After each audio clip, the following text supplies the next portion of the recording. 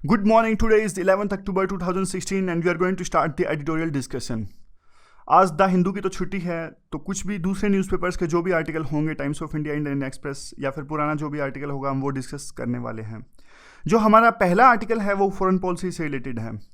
पिछले कुछ समय से आपने देखा होगा जो सार्क की रीजनल ऑर्गेनाइजेशन है जिसमें 8 कंट्रीज़ हैं, उसमें एक फेलियर देखने को मिल रहा है पाकिस्तान की वजह से। पाकिस्तान की वजह से कोई भी डिसीजन इसमें लिया नहीं जाता है, क्योंकि जो भी इंपॉर्टेंट एग्रीमेंट्स होते हैं, रीजनल कनेक्टिविटी एग्रीमेंट और एनर्जी कोऑपरेशन एग्रीमेंट, पाकिस्तान उसमें वीटो कर देता है।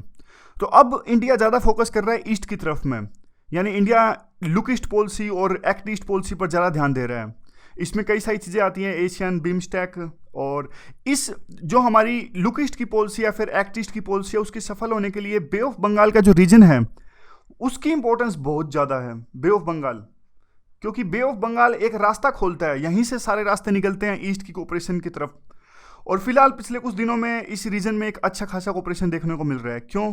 क्योंकि देखिए पिछले कुछ दिनों से श्रीलंका के साथ हमारे रिलेशंस अच्छे हो रहे हैं, बांग्लादेश के साथ में भी हमारे रिलेशंस अच्छे हो रहे हैं। तो अब पूरे के पूरे जो बे ऑफ बंगाल रीजन है, ये देखिए, ये सारा बे ऑफ बंगाल रीजन है, यहाँ काफ़ी कोऑपरेशन देखने को मिल रहा है और काफ़ी फ्यूचर इंडिया इस पूरे रीजन में देखता है। ट्रेड को इंक्रीज़ किया जा सकता है, मैरीटाइम कोऑपरेशन को इंक्रीज़ किया जा सकता है। अब देखते हैं कैसे इसमें, देखिए अब बांग्लादेश और श्रीलंका ने इस पूरे रीजनल कोऑपरेशन की तरफ कमिटमेंट बढ़ाई है, तो एक ब्राइट अपॉर्चुनिटी देखने को मिल रही है। अब दोनों के दोनों कमिटेड दिख रहे हैं। अगर ये बढ़ता है, रीजन अच्छे से ट्रेड होता है, तो एक वर्ल्ड का एक अच्छा डायनामिक रीजन साबित हो सकता है। क्योंकि आपने देखा होगा पुराने टाइम में भी बे ऑफ बंगाल में भी चोला रीजन था, आप एंशिएंट हिस्ट्री में पढ़ते हो। चोला रीजन, ये चोला जो एम्पायर था पूरे के पूरे रीजन में रूल करता था और एक बहुत ज़बरदस्त ट्रेड और मैरीटाइम आर्मी उनकी थी, नेवी उनकी थी। और अब देखिए इस आर्टिकल में अब इंडिया क्या करता है। इंडिया की जो लुक ईस्ट पॉलिसी है उसके लिए बिम्स्टेक का सफल होना भी बहुत ज़रूरी है। तो बिम्स्टेक में क्या है, पिछले 2 दशकों में 1997 के आसपास शायद इसकी घोषणा हुई थी बिम्स्टेक की। इंडिया को इस पूरे के पूरे ऑर्गेनाइजेशन में बहुत ज़्यादा स्कोप दिखता है, क्योंकि ये इस ऑर्गेनाइजेशन में ना तो पाकिस्तान है और ना ही चाइना है। तो यहाँ इंडिया अपनी लीडरशिप दिखा सकता है, यहाँ एक रीजनल लीडर के रूप में उभर सकता है। रीजनल लीडर के रूप में अच्छे से उभर के आएगा तभी तो वो एक जो इंडिया की ऑलवेज एस्पायरेशंस रहती है वर्ल्ड पावर बनने की, सुपर पावर बनने की, वो पूरी हो सकती हैं। पिछले दिनों श्रीलंका के पीएम जो रनिल विक्रमसिंघे है वो हमारे देश की विजिट पर आए, तो उन्होंने 3 देशों की एक ट्राइलेटरल कोऑपरेशन की बात करी। कौन कौन से 3 देश हैं? इंडिया, श्रीलंका और सिंगापुर। इन्होंने कहा कि एक ट्रेड लिबरलाइजेशन एग्रीमेंट बनाया जाए इन तीनों देशों के बीच में। उनकी मांग यह भी थी कि जो इंडिया और सिंगापुर हैं मिलके वो एक श्रीलंका के एक पोर्ट का डेवलप करे जिसका नाम है ट्रिनकोमली। ये पोर्ट को डेवलप करने की मांग कर रहे हैं वो, इंडिया और सिंगापुर मिलके इस पोर्ट को डेवलप करें। अब देखिए जापान कैसे मॉडर्नाइज करता है, आप सबको पता है जापान की मॉडर्नाइजेशन पावर कितनी है। और अब श्रीलंका यह भी मांग कर रही है कि जापान इस पूरे बे ऑफ बंगाल रीजन में एक इकोनॉमिकली ट्रांसफॉर्मेशन लेके आए और ज़्यादा सहयोग करे। जापान को श्रीलंका बुला रहा है तो इसके अलग मायने हैं, क्योंकि श्रीलंका तो हमेशा चाइना कार्ड खेलता है इंडिया के आगे। जब भी इंडिया से कोऑपरेशन की बात आती है तो वो चाइना कार्ड खेलता है, मतलब हम चाइना को बुला लेंगे, you can say that they blackmail us. और अब वो जापान को बुला रहे हैं, इसका मतलब वो जापान कार्ड खेल रहे हैं। देखिए छोटे मोटे देश होते हैं ना, जो आप श्रीलंका ले लीजिए, बांग्लादेश ले लीजिए, श्रीलंका बांग्लादेश जैसे क्या करते हैं, इंडिया के आगे तो चाइना कार्ड खेलते हैं और चाइना के आगे जापान कार्ड खेलते हैं। तो ये अपने नेशनल इंटरेस्ट के लिए वैसे तो अच्छा काम है, इनके खुद के नेशनल इंटरेस्ट इससे पूरे हो रहे हैं और ये सिर्फ डेवलपमेंट लाना चाहते हैं, चाहे कोई भी कार्ड इनको खेलना पड़े। काम निकालना जरूरी है, कैसे भी डेवलपमेंट आनी चाहिए।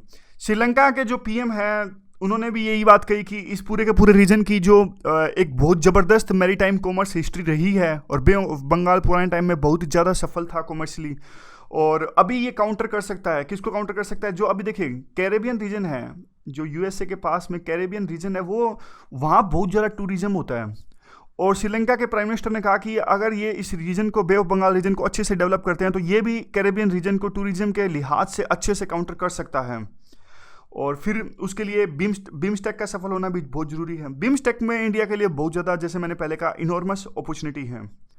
और अब तो इन्होंने, श्रीलंका के प्राइम मिनिस्टर ने यह भी कहा कि बिम्स्टेक में, देखिए बिम्स्टेक में अभी 7 कंट्रीज़ हैं, ये 7 कंट्रीज है बिम्स्टेक में। अभी श्रीलंका के पीएम ने कहा कि इसमें 2 और देशों को, जो बिम्स्टेक का फोरम है, 2 और देशों को इनवाइट किया जाना चाहिए इसमें। एक है सिंगापुर और दूसरे हैं इंडोनेशिया। फिर तो ये बहुत ही इंडिया की ईस्ट जो पॉलिसी है उसके लिए बहुत ही सहायक साबित होगा।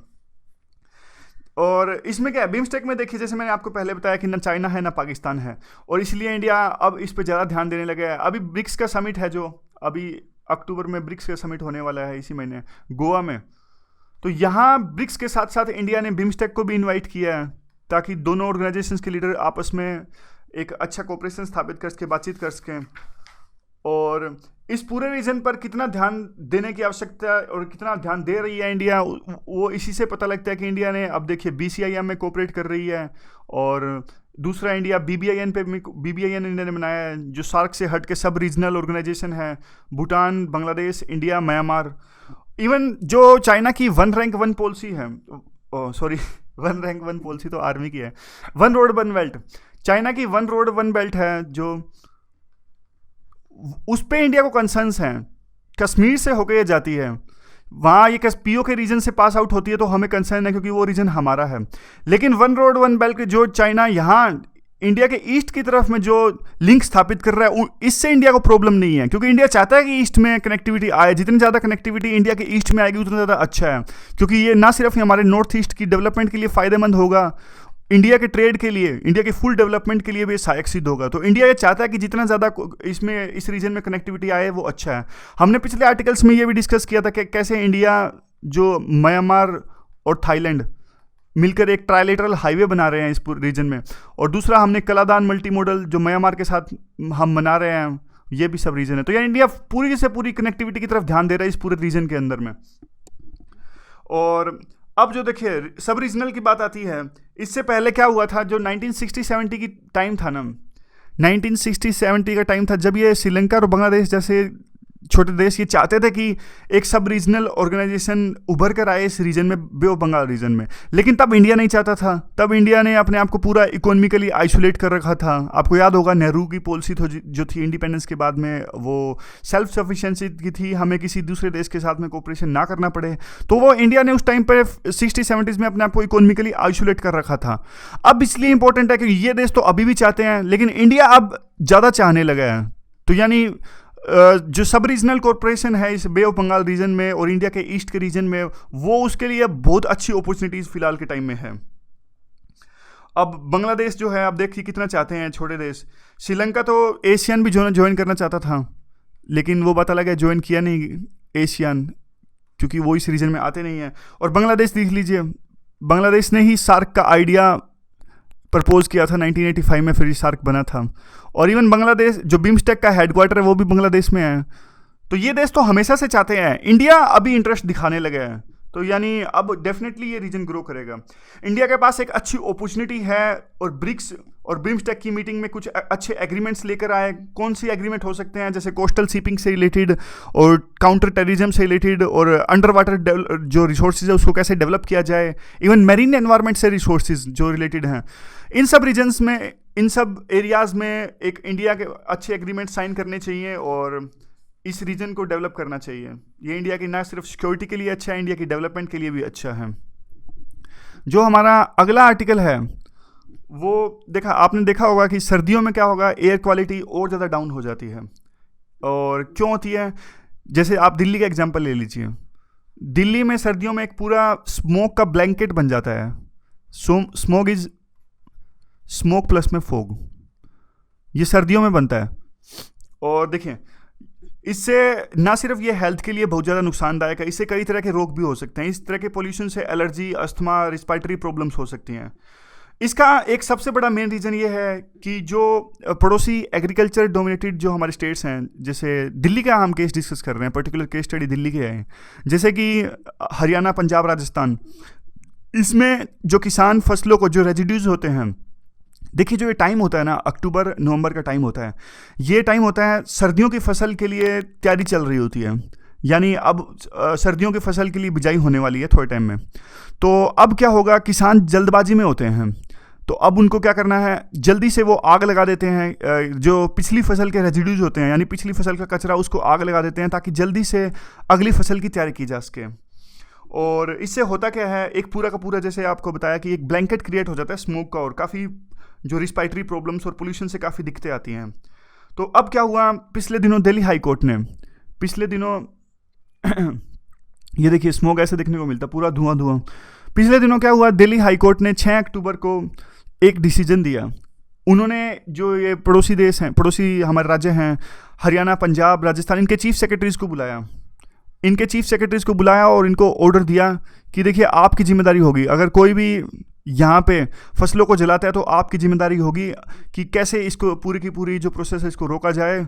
और देखिए अब ये सिर्फ एक ऑर्डर है, इसका कम ही चांस है कि ये ज़मीनी स्तर पर ग्राउंड रियलिटी में कुछ इस जो हाई कोर्ट के फैसले को अमल में लाया जाएगा, क्योंकि पहले भी काफ़ी इस तरह के ऑर्डर आ चुके हैं इवन हाई कोर्ट की तरफ से। अब पिछले दिनों एनजीटी ने भी इस तरह का ऑर्डर दिया था, एनजीटी ने भी कहा था कि ये स्टेट्स इस प्रोसेस को, इस प्रक्रिया को रोकें।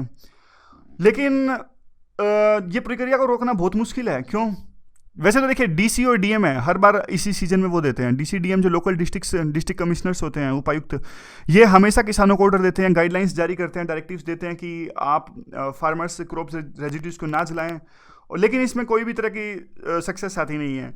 क्यों? क्योंकि देखिए फार्मर्स भी एक तरह से आप कह लीजिए हेल्पलेस होते हैं, उनके खुद के रीजंस हैं, क्योंकि सेम पैच ऑफ लैंड को दोबारा से तैयार करता है, उनके बीच में 2 फसलों के बीच में सिर्फ 15-20 दिनों का टाइम होता है, और इतनी 15-20 दिनों के टाइम के अंदर अंदर उनको दूसरी फसल तैयार करने के लिए वो लैंड को तैयार करना पड़ता है। तो अगर वो उस रेजिड्यूज को काटने लगे तो उनके लिए एक लेबर चाहिए, इक्विपमेंट्स चाहिए और टाइम चाहिए। ना तो उनके पास में लेबर है, ना इक्विपमेंट्स हैं, ना टाइम है। और अगर वो काटने लगे रेजिड्यूज को तो उनके पास कोई टाइम भी नहीं है, मतलब कोई इकोनॉमिक बेनिफिट भी नहीं है। यानी जलाने में तो देखिए कोई खर्चा आता नहीं है, सीधा जला देते हैं उसको। लेकिन अगर काटने लगे तो इकोनॉमिक बेनिफिट की जगह उनको नुकसान ज़्यादा, यानी कटा हुआ रेजिड्यूज कुछ खास काम आता नहीं है लेकिन नुकसान ज़्यादा हो जाता है। लेकिन इसके फ़ायदे बहुत हैं। अगर ना काटे तो वो एक प्रोडक्टिविटी लैंड की बढ़ जाएगी, वो बात अलग है, वीड्स भी बढ़ जाएंगे। तो इससे रिलेटेड ये पूरा आर्टिकल था। तो इस पे क्वेश्चन आ सकता है वैसे, और पेपर 3 का ये एनवायरनमेंट से रिलेटेड क्वेश्चन आ सकता है, इसमें इसकी रेलेवेंस वही है। तो आप बताइए क्या सॉल्यूशन निकल सकता है इस पूरी जो प्रॉब्लम है उसका। जो हमारा अगला आर्टिकल है वो सेकुलरिज्म से रिलेटेड है। अच्छा आर्टिकल है वैसे तो। नवाजुद्दीन सिद्दीकी जो हिंदी मूवीज़ के एक्टर हैं, आपको पता ही होगा, वो अपने पैतृक घर में गए यूपी में छुट्टियां बिताने। तो उनका बड़ा मन था जो वहाँ पे उनके गांव में रामलीला हो रही थी उसमें परफॉर्म करने का। और वो परफॉर्म करने ही वाले थे कि कुछ फंडामेंटलिस्ट ग्रुप्स ने दबाव बनाया और नवाजुद्दीन सिद्दीकी को बिल्कुल ऐन वक्त पे मना कर दिया गया कि आप नहीं परफॉर्म कर सकते, हालांकि उन्होंने तैयारी भी कर ली थी। तो ये एक सैयद अता हुसैन, ये एक फॉर्मर जनरल ऑफ आर्मी है, इनका आर्टिकल है कि सेकुलरिज्म कैसे मेंटेन किया जाता है आर्मी के अंदर में, बहुत से लोगों को उनसे सीखना चाहिए। बहुत अच्छा आर्टिकल है। देखिए आर्मी के लिए जो ट्रूप्स होती हैं वहाँ पे, उनके लिए फेथ बहुत इंपॉर्टेंट होता है, यानी वो धर्म को बहुत ज़्यादा मानते हैं, भगवान को बहुत ज़्यादा मानते हैं। क्यों? क्योंकि सिचुएशन वहाँ पे बहुत ज़्यादा डिमांडिंग होती है, ऑपरेशंस काफ़ी डिफिकल्ट होते हैं और लाइफ हमेशा स्टेक पर बनी रहती है। तो भगवान की इंपॉर्टेंस भी बढ़ जाती है ऐसी सिचुएशन में। और इवन किसी भी मुश्किल टेरेन में कोई भी मुश्किल ऑपरेशन अगर होने वाला है तो उससे पहले आपको इस तरह के पत्थरों में भगवान, यानी बर्फ़ के मंदिर और लकड़ियों के मंदिर, यानी पर्सनल टेम्पल्स आपको देखने को मिल जाएंगे।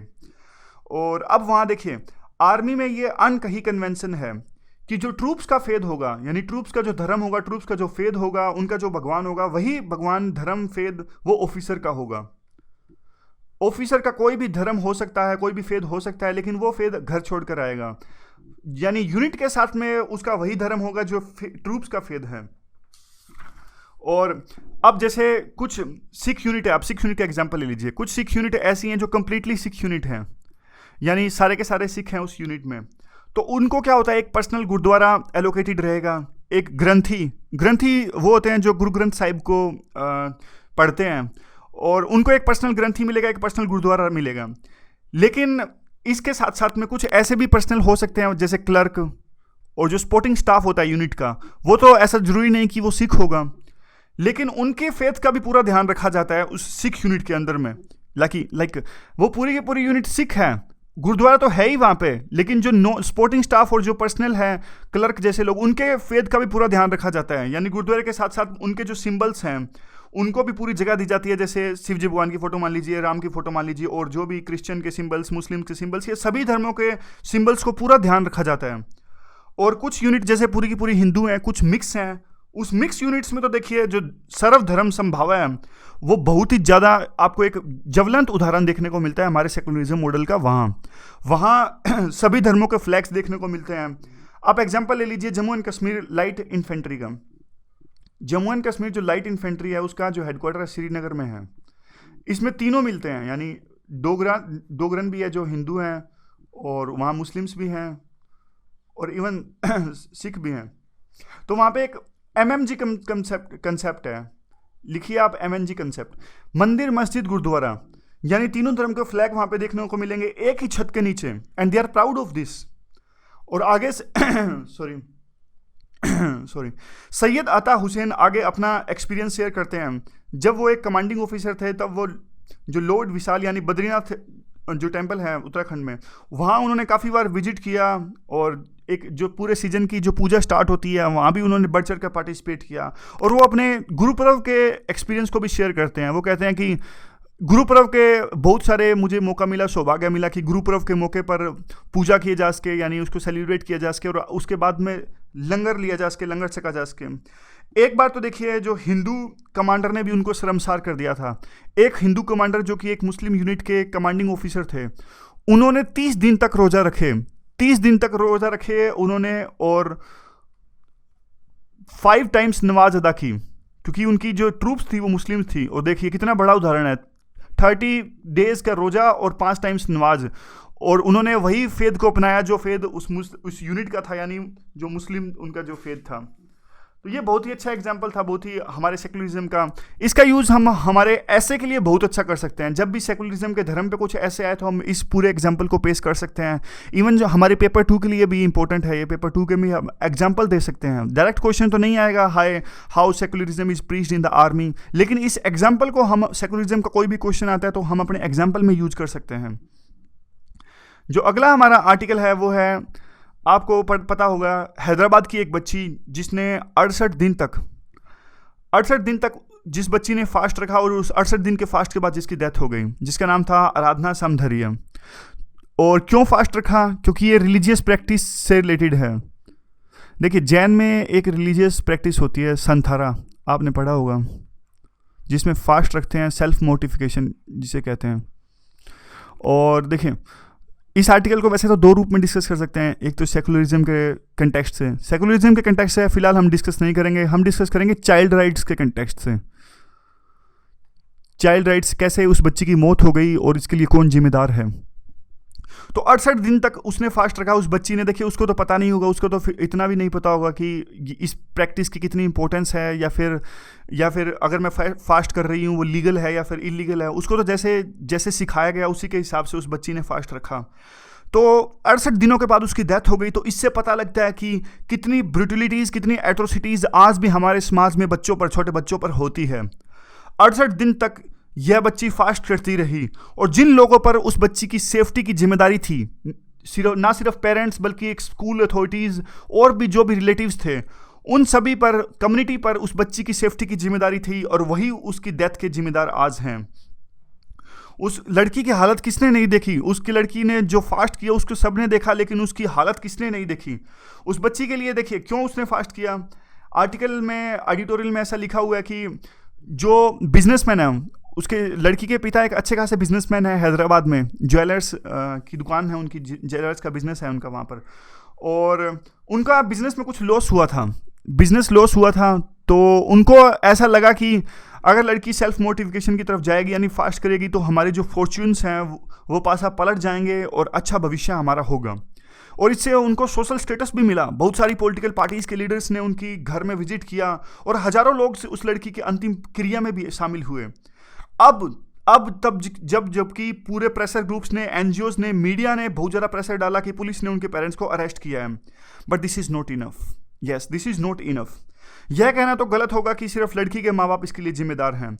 इवन पूरा स्टेट इस लड़की की डेथ के लिए जिम्मेदार है। उस पूरे स्टेट को आगे आना चाहिए था, जब तब की लोकल एमपी उस लड़की के घर में जाकर विजिट करता है, तो क्या ये स्टेट को नहीं पता था कि वो लड़की फास्ट कर रही है?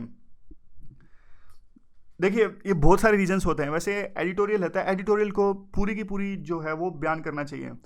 अब एमपी कहेंगे मुझे क्या पता था उस लड़की की डेथ हो जाएगी, मुझे तो लगा सिंपल फास्ट है। तो एडिटोरियल को ये सब बातें भी उजागर करनी चाहिए। Definitely it was very wrong, very wrong. और यूएन के देखिए, यूएन की जो कन्वेंशन है चाइल्ड राइट्स की, इंडिया उसमें सिग्नेटरी है। 2007 में ये कन्वेंशन हुई थी। और देखिए, हमारे आजकल देश में कितना ज़्यादा चाइल्ड्स पर अब्यूजमेंट होता है। पूरे 2 में से 1 जो है चाइल्ड फिजिकल अब्यूजमेंट का शिकार होता है, और जो 7 में से 1 वो होता है और सेक्सुअल अब्यूजमेंट का शिकार होता है। और चिल्ड्रंस क्या होते हैं, चिल्ड्रंस को खाना नहीं मिल पाता, मेडिकल केयर नहीं मिल पाती, और स्टेट अपने आप में फेल हो रहे हैं। जो हमारे इंस्टीट्यूशंस हैं जैसे national commission for child rights, police community, ये सारे के सारे फेल हो रहे हैं। और इस लड़की की डेथ में तो ये स्टेट कहीं भी था ही नहीं, पूर्णतः एब्सेंट था। तो ये चाइल्ड राइट्स से रिलेटेड क्वेश्चन बन सकता है, हमारे पेपर 2 में ये क्वेश्चन आ सकता है। और संथारा जो जैन प्रैक्टिस है सेकुलरिज्म के हिसाब से भी इंपॉर्टेंट है, किसी और दिन सेकुलरिज्म के हिसाब से भी डिस्कस करेंगे, लेकिन ये आर्टिकल थोड़ा चाइल्ड राइट्स से डिस्कस था। यानी चाइल्ड राइट्स का क्वेश्चन अगर आता है तो ये करंट एग्जाम्पल हमें जरूर लिखने हैं। तो ये एग्जाम्पल हमें जरूर लिखना है कि कितनी एट्रोसिटीज़ और ब्रूटलिटीज़ बच्चों पर आज भी होती हैं। तो आज यही आर्टिकल डिस्कस करेंगे। Thanks very much for listening.